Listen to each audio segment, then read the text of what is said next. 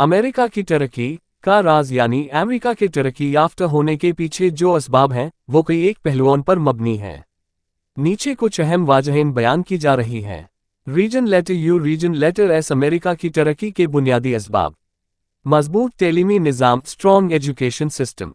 America में universities और research institutions दुनिया के बेहतरीन इदारों में शामिल हैं जैसे हार्वर्ड, MIT, स्टैनफोर्ड। ये इंस्टीट्यूशंस नई टेक्नोलॉजी और इनोवेशन में बड़ा किरदार अदा करती हैं। साइंस और टेक्नोलॉजी में रियादारी। अमेरिका ने science, space technology, NASA it जैसे गूगल, माइक्रोसॉफ्ट और बायोटेक्नोलॉजी में दुनिया भर में सबकत हासिल की है।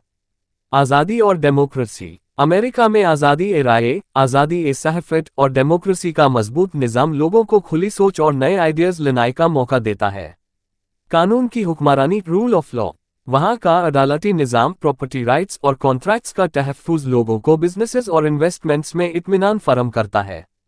इमिग्रेंट्स का किरदार। अमेरिका ने हमेशा मुख्तलिफ मुल्कों से आने वाले लोगों को कबूल किया जो अपने साथ स्किल्स, आइडियाज़ और मेहनत लेकर आए। यही डाइवर्सिटी तरक्की का फ्यूल बनी। Economic system capitalism. आज़ाद मीशात फ्री मार्केट इकोनॉमी और एंटरप्रेन्योरशिप को प्रमोट करने वाला निज़ाम लोगों को नए बिजनेस बनाने और इनोवेशंस लाने का मौका देता है।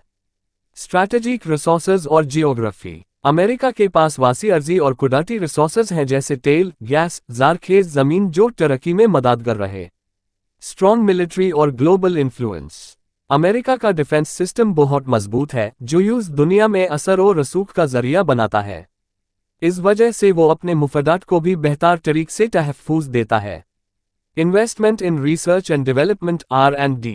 हर साल अमेरिका अपने GDP का एक बड़ा हिस्सा रिसर्च पर खर्च करता है जो नए इन्वेंशंस और इंडस्ट्रियल ग्रोथ को जन्म देता है।